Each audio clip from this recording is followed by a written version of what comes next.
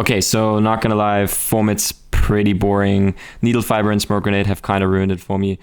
Let's just hope that Konami does something about it in December. But until then, if you're like me and you're searching for a little challenge and something to have fun with, I think this deck might be for you. This is the deck that I've been having fun with and reasonable success with, both on Dueling Book and at our locals, which obviously doesn't say a lot, but our locals is like, 60 to 80 people every week. So I've been managing to consistently get to top 8 at least, to finals. While I don't think that this is the best deck of the format, I think this is the best quote-unquote fair deck, where it doesn't do anything ridiculous, but it just kind of tries to outgrind your opponent and get advantage over the turns with cards like Schism and the Invoked engine. Before we begin, here's a little list of what we will go through in this deck profile / discussion video. If you feel like one point is more interesting for you than the other, feel like skipping forward, and let's hop right in. Now, the deck that we're talking about is obviously Invoked Shaddoll, as mentioned in the title already, with a little Dogmatica engine. Obviously, this engine is kind of broken, so we're gonna play it. I'll try to explain everything as we go. We play 10 non-engine cards, 30 engine cards, so we always have something to play with. We play 3 Ash because this card is pretty good against Dino and the Red Eyes Fusion right now. It used to be a very low impact card. Right now it is a high impact card against those decks, and it is very good to stop Nadir. It isn't very good against the Dragon Link combo deck, but that's fine, we'll take that. The Driver and the Gamma, this card is simply for the Dragon Link and the Infernoble deck. You can just hope that it stops them. It won't always stop them, obviously, but it's all we can do. I just recently swapped out the talent for the Nibiru, for the talent. The reason being is I feel like more people are playing Dragoon, at least on Dueling Book right now, so figure this card is really good against Dragoon, and even though this deck has enough outs against the Dragoon, you still always want to be able to out it and not rely on having Schism access with your Meltdown up or your Fleur-de-Lis with your Ecclesia on field. So that's the reason for that, and just looking at your opponent's hand is kind of cheating, so that's very nice. Meltdown and Alistair. We play 3 Meltdown, 3 Alistair. We don't play Terraforming because I feel like Withdrawal in the format is just not that strong, and 6 normal summons in this deck is enough because we have other options to normal summon, like an Ash to create a Secure Gardener, or a Hatchok or an Ariel to make Secure Gardener to go into your Construct place. So this is enough. We play 1 Invocation.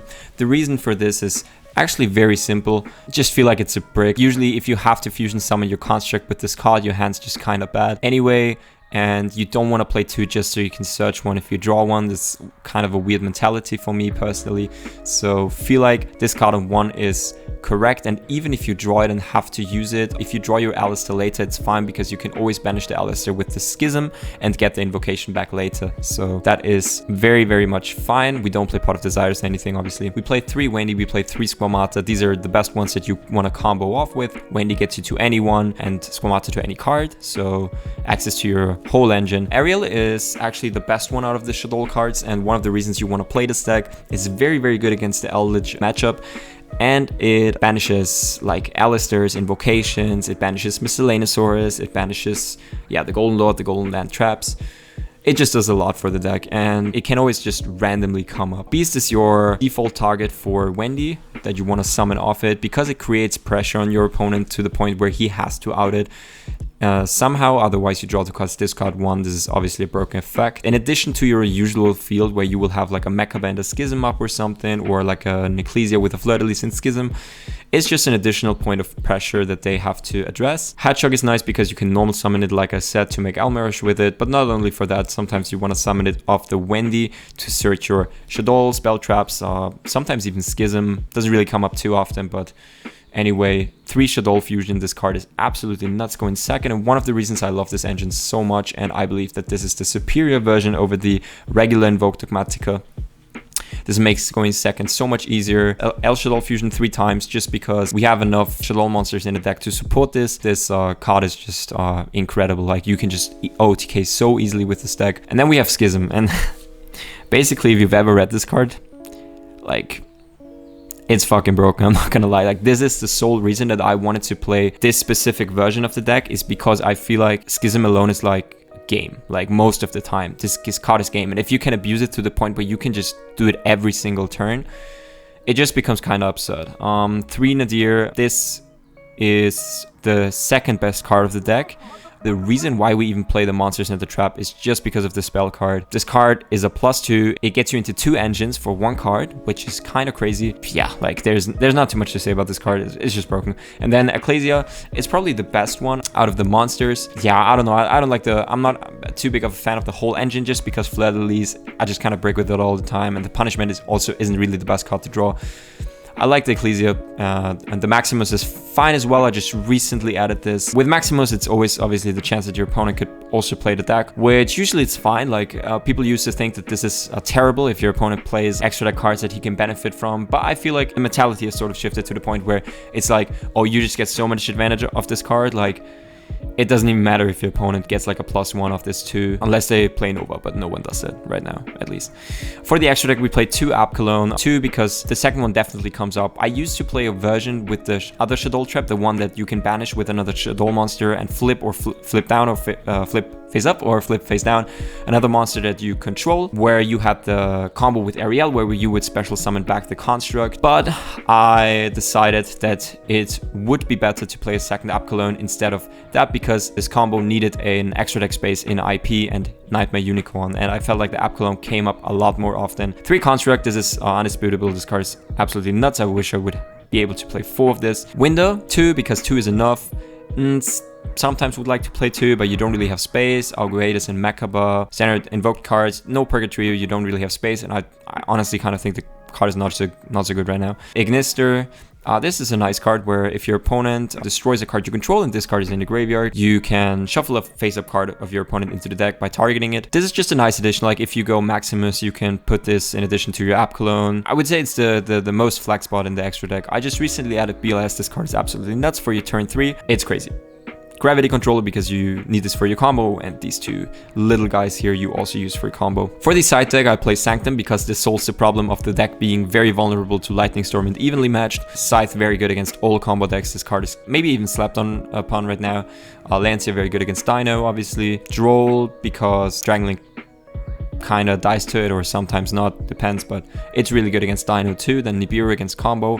1 Dragon because Dragon is very good in most matchups, but not in all of them, and it is a brick, arguably, so you don't really want to clock on too many Shaddolls, and I found this to be better. I used to play this in the main deck, but sort of changed my opinion on it. Harpy's Feather Duster against all sort of trap matchups, or even the mirror match. This card is just insane. Also against Mystic Mine, Lightning Storm and Reboot. Yeah, the trap matchup isn't really the best, even against other decks. Like this can be very useful again in the mirror match, in I don't know, random matchups like Salamangreat or anything. So yeah, let's go into a discussion. So I think the important point to discuss here is this deck better than the Invoked Dogmatica version, the regular one where you don't really play so many Shaddoll cards.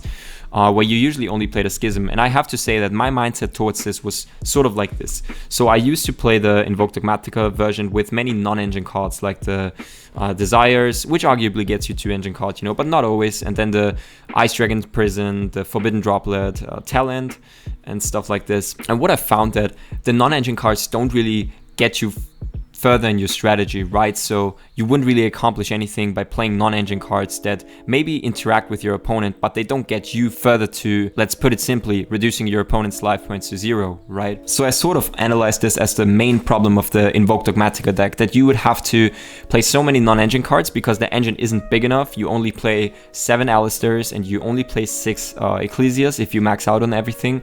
And that is not the highest of chances to draw one of these cards. And then you play many bad cards too, like you would play many Invocations just because if your Alistair gets ashed or something like this, or you play Pot of Desires, you still have enough Invocations in your deck. And I felt like this was the main problem of the deck, that you won't always be able to play.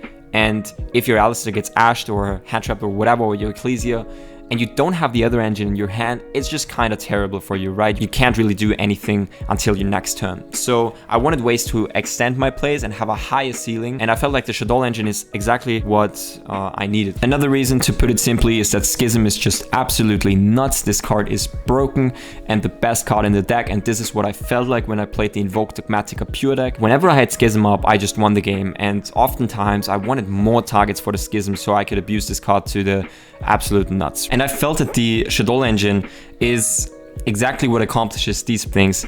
You will have a higher ceiling, you will have more powerful plays, and you will have ways to extend your plays even if your Alistair gets ashed or impermanence. Now, before we finish this off, I will let you know about some interesting interactions in this deck that are pretty frequent and pretty cool, and after that we will watch some replay. So the first interaction that is really important to understand in this deck is everything that concerns Meltdown, right?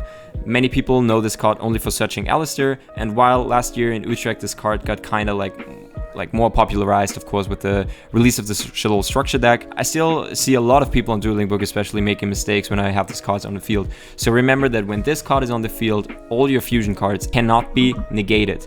At least not the activation. The card effect can be negated, but the activation cannot be negated. When your opponent has Dragoon and you have Meltdown and Schism, you can just activate Schism, get that Apkalon or Winder, and out the Dragoon. And even if they try to discard a card, which they can legally do, they will still not negate the activation. They can obviously change something like Lancia to an Invocation or an Ash to Shaddoll Fusion, but they cannot negate the activation. This is very important to understand and very crucial to outing a Dragoon, because you will have Meltdown and Schism on the field. Don't forget to remember this. Another thing that is quite cool in this deck, and also an argument for the one invocation that we play, is that whenever you have Alistair and let's say a light monster like Driver or Gamma with a Squamata or Wendy in hand, often I would rather go for the Construct play than the Mechaba play. So the one option would be for us to go normal summon Alistair, search the invocation, go into Secure Gardener and summon the Mechaba, right? The other option would be to search the invocation and go for Construct with the two monsters in our hand, and then activate Construct's effect, get Schism in the graveyard, and use Construct's effect to get the Schism back to our hand. So an argument for the one invocation is that we can always recycle the Alistair, because if we search the Schism and we make a Wind on our opponent's turn, we can use the Alistair on the field as a material for the Winder, and then on the next turn, because our invocation is still in the graveyard, we can just recycle the Alistair, get it back to our hand, and shuffle the invocation back to our deck. This is a nice interaction that is just generally good to know about, and makes you not worry about, oh, can I activate the invocation here, or should I just always make Mechaba so I always have the invoked engine going? Another cool interaction, is just a little side note I would say, is that you can actually shuffle back extra deck monsters with Apkalon, and this really comes up in the Eldritch matchup where you use multiple constructs every single turn to out the Golden Lord. Every time they activate a trap, you just chain the Schism and get another construct on field, and you will cycle through your constructs very quickly. So sometimes you want to use your Apkalon that you send to the graveyard via any effect that you use to get back the construct to the extra deck, to be able to summon it once more from the extra deck with Schism to send the Golden Lord or anything else that is very light monster heavy, but also Winder if you really needed to. So I think this is just a neat interaction that I previously didn't really know about, even though you just have to read the Apkalon card, but it somehow doesn't really come up very often. It's still good to know. Okay, so to finish this off, we're gonna watch a little replay. This is basically the standard combo that you're gonna try to accomplish, even though you won't always draw like this, obviously, but I think it's a good representation of what this deck can do. So we normal Alistair, we search the invocation, we go into Almirage, we go into Secure Gardener. This is old standard, obviously. Then we go Shaddoll Fusion into Construct. We trigger Squamata and Construct to get Wendy and Schism. Wendy summons the Beast, which applies pressure, as I said. And then Construct sends the Schism. We make a Mechaba. We get back the Alistair. We use the Construct effect to get back the Schism. So we already have two interruptions here, which are both of high value, in my opinion. And then we can also use the Ecclesian Edition if we have it. If we don't have it, it's also fine. But you will just shortly here see the nice interaction between Schism and Meltdown versus the Dragoon. So he uses some Subterra cards. I just negate the Guru at all costs, because I thought like, oh, he can only have the Red Eyes Fusion. For that we have the Schism. He attempts to negate the Schism with the Dragoon.